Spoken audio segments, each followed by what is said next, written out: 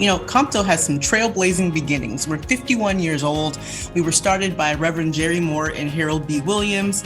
They attended an American Transit Association conference, now that's APTA, back in 1970, and they were shocked that they didn't see many people who looked like them in the room. This is Transit Unplugged. I'm Paul Comfort. Good to be with you on another edition of the world's leading transit executive podcast, Transit Unplugged News and Views this week, with our special guest, newsmaker guest, April Rai, who is the head of COMTO, the Conference of Minority Transportation Officials. Recently attended their conference in Miami, which was a big success with over 800 attendees. April catches us up on COMTO's recent activities and where they're headed in the future. First off, though, we'll take a look at headline news, and then after the newsmaker interview, stay tuned for the future of public transportation for some important program notes. First off, in news headlines here in the United States, a total of 35 states and 3 territories were awarded $172 million from the United States Department of Transportation's Federal Highway Administration to improve ferry service and provide more travel options. That's right, boat ferry service. We haven't talked a lot about that on Transit Unplugged, but it is a part of a lot of the transit agencies around the country, part of their portfolio. Under the Biden-Harris administration, the FHWA says funding for ferry service is at historic levels to support multimodal transportation services that meet the needs of residents, including $300 million in FTA, Federal Transit Administration, competitive funding that was recently announced. The bipartisan infrastructure law provides $912 million in formula funding over 5 years through FHWA's ferry boat program, more than doubling the amount provided under the 2015 FAST Act. And it expands eligibility that can include ferry maintenance facilities, the purchase of transit vehicles such as buses and shuttles used exclusively to transport passengers as an integral part of an intermodal ferry trip. The funding can also be used for capital improvements to existing ferry operations, which could increase the number of riders, relieve congestion, or address environmental or significant operational concerns. Big money coming out of Washington for ferries across the United States. In other news, a quick look at CEO news. The Kansas City Area Transportation Authority Board of Commissioners issued a statement at the end of July that it had accepted the resignation of our friend here on Transit Unplugged, KCATA President and CEO Robbie McKinnon. The statement read, the board wants to express its appreciation for Robbie's service to KCATA, first as a commissioner and then as its CEO. The statement continued, under Robbie's leadership, KCATA has been an innovator in public transit, expanding the mission of KCATA beyond bus service to include things like Ride KC bike and scooter programs and the Zero Fare Initiative that all but eliminated fares for those using KCATA buses. These programs have led the nation in trying to arrest the effects of a changing climate while also providing an equitable system for those who are most reliant on KCATA's vehicles to get to their jobs, medical appointments, and other needed destinations.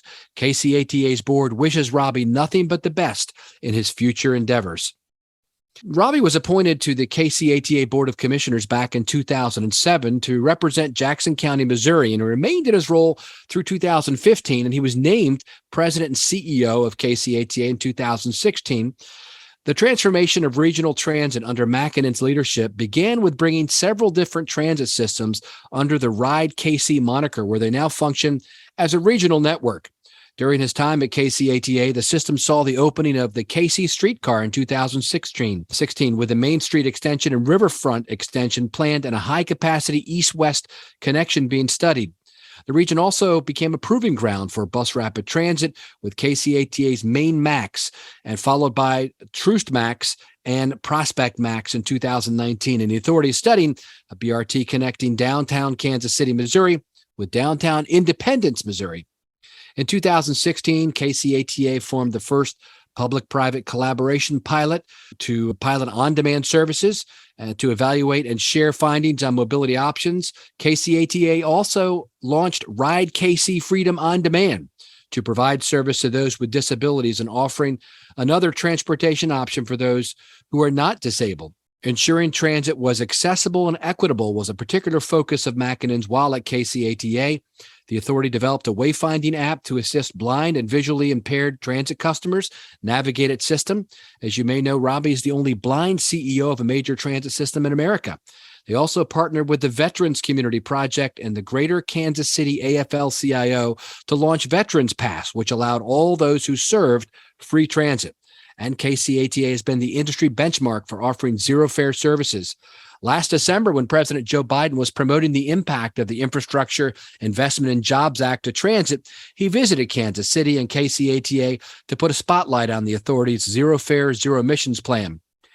And finally, KCATA was recently recognized by the American Public Transportation Association with its 2022 Outstanding Public Transportation System Achievement Award, which said the authority's efforts have helped change the local, regional, and national transit landscape. We wish the best to Robbie Mackin as well in his next steps in his career. And now we head on to April Rai, our newsmaker interview. Be sure to stay tuned to the end of the podcast for a look at the future of public transportation. Good to be with you on another edition of Transit Unplugged News and Views this week with April Rai, President and CEO of COMTO, the Conference of Minority Transportation Officials. April, thank you so much for being our guest today. Thank you so much, Paul, for having me. April and I were recently together down in Miami for your very successful COMTO conference with 750, 800 people there. It was a great gathering. Your first time back in person in quite a while. Tell us some about the conference and what came out of it. We are so excited at how the conference came together. It was our 51st National Meeting and Training Conference. And as you stated, the first since we had to take a hiatus due to COVID. And I got to tell you, we thought we were so smart using our data to figure out how many people would be there. We thought 250, 350. Completely got that wrong. Blew the doors off, yeah. Or more came into Fort Lauderdale, and we could not be more pleased, especially just the engagement and the high-level speakers that we had. April Ryan, White House correspondent, Jennifer Homendy, NTSB, Omar Osman, Secretary of Illinois DOT, and others, Amit Bose, FRA, Veronica Vanterpool, FTA, and so many others were really great to participate and share insights about how do we move this industry forward past this disruption of the pandemic. I know we're recording this early in the morning, but what is the answer to that?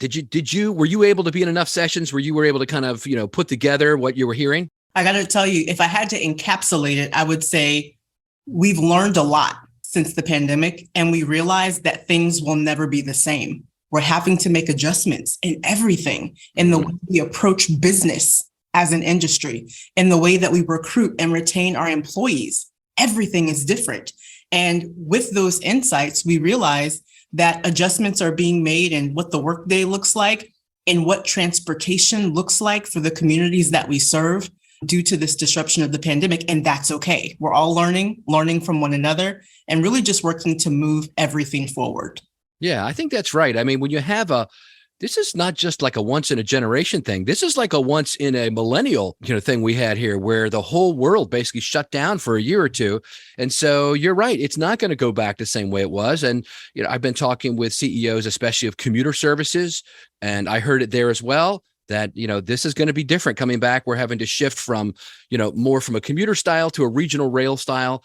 The transit agencies that are increasing their nights, weekends, and midday service are seeing upticks in ridership on those non-traditional routes. And of course, the Great Resignation. I know you had a great session on that. I heard a lot of people talking about that one in particular, and the techniques and tools to bring people back. And really, it's, people ask all the time, what is the biggest challenge in transportation? And it's a really difficult question to ask, but if I was forced to say something, I would say workforce. The recruiting and retention of our industry's workforce.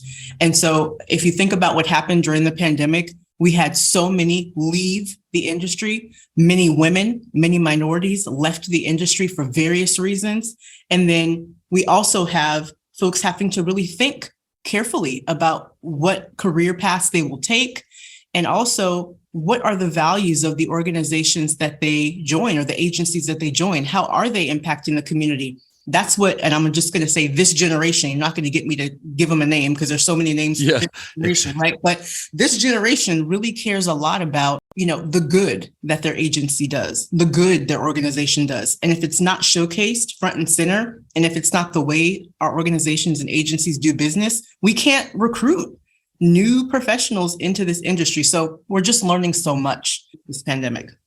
Tell us about COMTO itself. I think it's been around, as you said, for many years, over 50 years, and a lot of people know about it. But for those around the world who listen, and even those here in the U.S., give us a little background on COMTO and what you all do and how you're shaped by chapters and you have the national organization and those kind of things.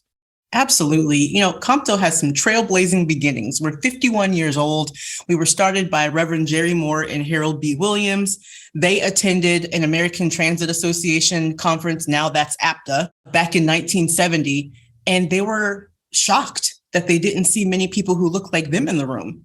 And so in true COMTO fashion, they approached the USDOT leadership in the room, and they said, we have to talk about this.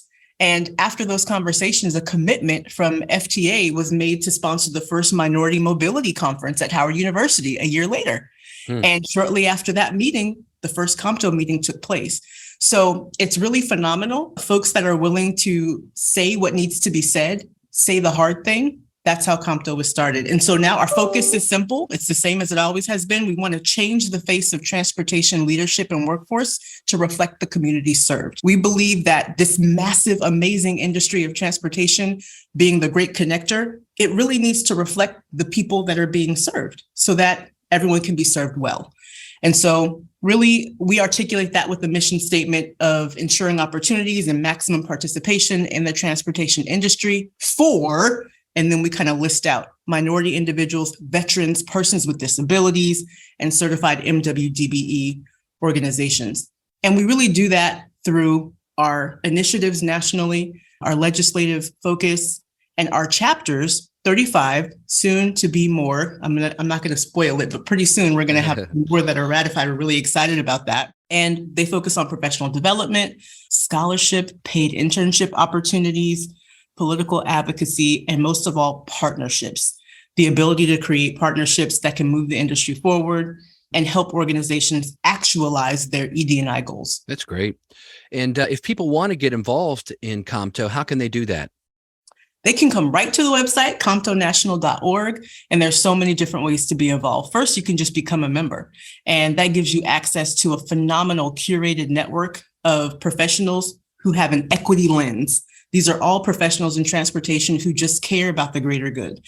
And within our different chapters across North America, there are representatives from the private sector, the public sector, and every single profession within the industry. Whether you are a communications and marketing transportation professional, you're an engineer, a planner, an environmental specialist, a bridge engineer, everything in between in every mode. So it's a phenomenal network of folks who really care about the success of one another. And we're so proud to say that so many COMTO members have ascended to higher heights, even White House appointees and beyond. Yes, that's wonderful. When you mentioned seeing everything through the lens of equity, it reminded me of my friend Alex Wiggins, who is CEO down in New Orleans, who always uses that phrase. And he's actually included in the book that you and I have talked about. I've got a new book coming out pretty soon in the fall. It'll be called Conversations on Equity and Inclusion in Public Transportation. And it includes practical advice from interviews with about 15 or 20 top transit leaders, people like Alex Wiggins, India Birdsong, Adelie Legrand, Inez Evans, Paul Tolliver, David Kim, Linda Ford, and others. It's kind of like the people who were highlighted at your conference. A lot of them are going to be telling us in this book what we can do right now. And that's a question I want to ask you, April. If there's someone listening right now who works in a transit agency and they see the importance of kind of what your founder saw, right? They may be in a room, whether it's a boardroom or whether it's an executive room, and they don't see the diversity that they want to see there. And they say, what can I do today, right now, to improve equity and inclusion, in my agency, in my community? Do you have any advice for them? I feel like everybody has to look at their own agency and their own organization like a family, right? We have some really points of pride within our family, and then we've got some secrets and some things that we say, that's just our family's challenges. Well, it's the same with organizations and agencies. First, you have to take an honest look. What's going on? What are you seeing? Are you not being able to recruit women or persons with ethnic diversity to your different positions? We got to figure out why that is, because the one thing that's hard for me to hear, I can't find any diverse candidates. I can't find any MWDBEs that are qualified for this project. It's simply not true. So we have to think about the point of origin. Maybe there's something going on with our hiring practices. Maybe there's something going on with the forms that we're still using with job descriptions that are 15 years old and that says you have to lift 500 pounds, well, maybe that's why some women are not. I mean, right. Yeah. It's not funny, but I mean, there are things like that. Yeah. Yeah. It's things like that. We just have to take an assessment and have a partner to do that assessment with you. COMTO is absolutely willing to partner. We've done this for years with organizations and agencies to take a look at their recruiting and hiring practices. Also, as they think about how they engage with communities on major projects, COMTO has come in many times before and assisted with that, making sure we don't tell the communities what they need, but we listen, find out what is it that is actually needed within the communities related to transportation projects. So I think that's definitely a first step. That's great. And in our remaining couple minutes, tell us about what's coming for COMTO in the coming year. I know you've got another big conference scheduled for LA, or tell us all about what you want people to know about the future. I would just say we have our strategic plan is out there, and we're so proud of some of our specific focus areas, one of which is tracking and monitoring the progress of our members, making sure that they are positioned to take on decision-making and leadership roles in organizations, on boards. We're so proud of that. So look out for some new chapters that are going to be opened within some states within the US. Look out for our Celebrating Women Who Move the Nation event in March 2023. Look out for our conference in Southern California in July of 2023. And then this fall, we typically connect with the Congressional Black Caucus Foundation for our View from the Hill. So be prepared for some news about that event, and also some interesting information that we're going to share about what's happened in the first year since IIJA was signed. Look out for some information on that. That's wonderful, April. Thank you so much for the work you're doing. I wanted to compliment you publicly for putting together what I thought was one of the best conferences I've been to in a long time. It was very well organized. And as you said, the content was rich and you had some amazing speakers. It rivaled anything I've been to lately. And so I wanted to compliment you on that and look forward to participating with COMTO going forward in the future. Thank you so much, Paul, for the opportunity. We appreciate it. Hi, this is Mike Bismeyer, Regional Sales Director for Terra, and this is Mike's Minute, where we talk about leadership, mentorship, and kindness with the hopes it'll inspire you to pay it forward. As I continue to chat to some of our industry leaders about mentorship, I had the pleasure this past week to speak with Martin Bean, CEO of Rome Transit in Alberta, Canada. I've known Martin for several years and consider him not only an industry peer who I've had the privilege to meet in this wonderful world of transit, but more importantly also a friend. As we spoke about mentorship, Martin stated that he's been blessed with several memorable mentors that have made an impact over his career that have all had skills and qualities that he's tried to align with his leadership style. What resonated most with Martin was their inherent ability to continually set a good example and their positive interactions with those whom they were leading. Both qualities that he has tried to emulate throughout his career and throughout the organizations where he has been fortunate enough to lead. Rome Transit itself has a buddy-type system for new operators that work alongside seasoned operators, sharing advice on the job, answering questions, and always being available to understand the company culture. Just as important is the mentorship attitude both in workplace and life. And outside of work, Martin attempts to lead similarly and works with the local Rotary Club and their youth mentorship program. One of his final comments that Martin shared was that he believes the key to any successful leadership style or mentorship program is trying to set a good example and always having an open door policy. I've always enjoyed sitting and visiting with Martin, his agency, and all the staff at Rome Transit, and it's clear through his leadership style and his thoughts on mentorship that it all directly aligns with the third trait I always like to speak with, kindness. Kindness is cool. Thanks for listening, and have a great week. Hi, I'm Elea Carey, a communications consultant who loves working with public transit agencies. Sometimes, whether we like it or not, our transit leadership needs to talk to the media, and it needs to happen now. If an emergency or even an urgent need to go in front of the cameras happens for your organization, what can you do to make sure leadership is prepared? First, schedule time for media training with your leadership on a regular basis. This could be twice a year, but at least do it yearly. In this training, remind them of interview basics, things like keeping responses short, staying on topic, and being prepared with an "I don't know, but I'll get back to you" response if they really don't have an answer to a reporter's question. Also, prepare a crisis communications one-page template. This is a short document that will remind your leadership of those interview basics. Most interviewees like to have something on hand to refer to. Finally, let everyone on your team and the leadership team know where all your crisis communications information is stored and make sure they have access. By the very nature of a crisis, it could very well be you who isn't available to facilitate the moment. If you'd like to talk more about training your leadership to talk to the press or anything else related to communications and public transit, look me up on LinkedIn. My first name is spelled Elea, last name Carey. And now on to the future of public transportation.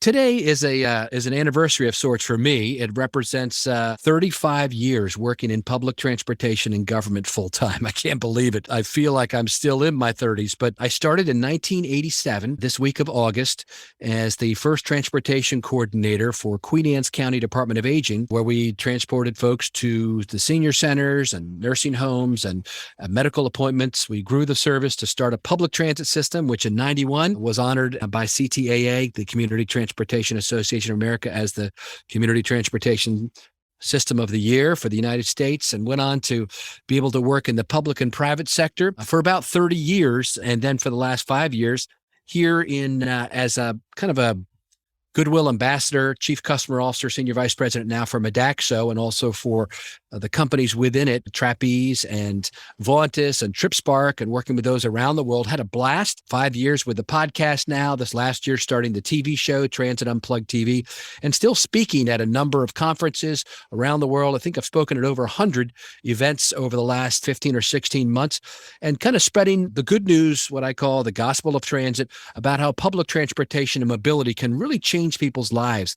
I'm excited to continue that, speaking this coming week at the APTA Tech Conference in Denver. I'll be speaking with some friends of mine who are the CIOs, the Chief Innovation Officers from Miami, Carlos Cruz Casas, and from Dallas and Seattle as well. We'll be talking about microtransit and on-demand transit, and how paratransit has such an important role in our industry, and how it's merging somewhat with the new microtransit in some cities. Also, while we're there, I'll be filming an episode or two, actually, of the Transit Unplugged TV show. We're scheduled to interview a number of folks at the APTA Tech Conference, including Gary Rosenfeld, Manjit Such from AC Transit, Steve Young from VIA, and others, leaders of APTA itself. And then we'll be filming at Denver RTD. The Regional Transit District will be meeting with Deborah Johnson, the CEO, Michael Ford, the COO, and a number of the staff, and writing the systems and having some fun on the system for an upcoming episode of Transit Unplugged TV. I'm also marking this anniversary of sorts with a brand new book project, which you may have heard me talk about. It's called Conversations on Equity and Inclusion in Public Transportation. It'll be my fourth book, and it is uploaded to the publisher, and so I'm excited about it. Basically, it takes a look, it explores the new reality of transit agencies, putting the focus back on the rider and improving equity and inclusion for all. We examine new trends such as using microtransit as a safety net, and agencies adopting zero-fare policies. We hear directly from transit agency chief executive officers to find out what the practical equity and inclusion efforts are currently underway, and conduct a deep dive into how many of them are making decisions now through the lens of equity and inclusion. Basically, it's a series of conversations that I've had over the last 9 months, which have not been included on the podcast, but were done just for this book. And it is practical advice from interviews with these leaders. And this includes Bakara Sanderson-Malden, the chief of staff for Memphis Area Transit Authority. She wrote the foreword to the book. Alex Wiggins, the CEO of the Regional Transit Authority of New Orleans, kicks us off. Then India Birdsong, the CEO of the Greater Cleveland RTA. Robbie Makinen, as mentioned, the former CEO of the Kansas City Area Transportation Authority, is in the book. Adelie Legrand, CEO of Hillsborough Area Regional Transit Authority in Tampa. Noah Berger, CEO of the Merrimack Valley Regional Transit Authority in Greater Boston. Julie Tim, the CEO of Greater Richmond Transit Company, now moved on as the CEO of Sound Transit in Seattle. Just talked to her today. Inez Evans, CEO of Indigo in Indianapolis. Brad Miller, CEO of Pinellas Suncoast Transit Authority in Clearwater, Florida. Paul Tolliver, who I call a CEO whisperer and a member of the APTA Hall of Fame, gives us a history of equity and inclusion in public transportation, particularly here in the United States. We also go overseas and talk with Natalie Tilley-Lowborough, the general manager of Metro Trains Melbourne in Australia. Then we look at a statewide review with David Kim, who is the former Secretary of Transportation for the state of California, a good friend of mine. And then also Veronica Vanderpool, the current Deputy Administrator of the Federal Transit Administration, talks about a national perspective on equity and inclusion. I have a chapter in there, as does Linda Ford and the team from APTA. Then we take a look at some business leaders. I give a review of what some businesses are doing, including some tech companies when it comes to equity and inclusion. Nora Kamal from Proterra Bus, Bridget Beato from Luminar Consulting, and my pal Freddie Fuller and the team from Jacobs talks about the work they've been doing, leading the industry in many ways in E&I. And in conclusion, we have a great chapter from Terry White, CEO of King County Metro. All of these leaders in one book, Conversations on Equity and Inclusion in Public Transportation. They give practical advice on what they're doing right now to improve equity and inclusion in their own organizations, as well as the cities and the regions they serve. That book will be coming your way later this fall. Stay tuned here to this podcast and to social media, my social media accounts on LinkedIn and Instagram, et cetera, and Twitter, where we'll tell you more about how you can get a copy of that book. Many transit agencies are looking forward to it and have told me so because it may be one of the first books to the market. Been lots of conversations, lots of conference sessions, lots of magazine articles, but this is a book, and we go right to the leaders of the agencies who are making it work. So excited and thankful for the participants in this book as we go forward.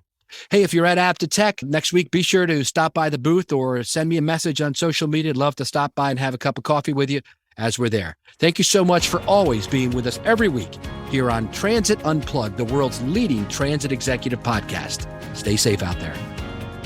Thank you for listening to this week's episode of Transit Unplugged News and Views with our guest, April Rai of COMTO.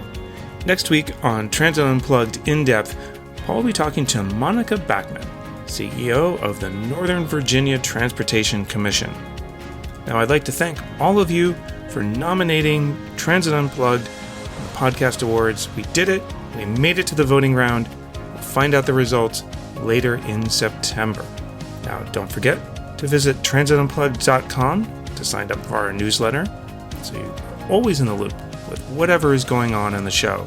If you have a comment, question, or would like to be a guest on Transit Unplugged, feel free to email us anytime at info@transitunplugged.com. So until next week, ride safe and ride happy.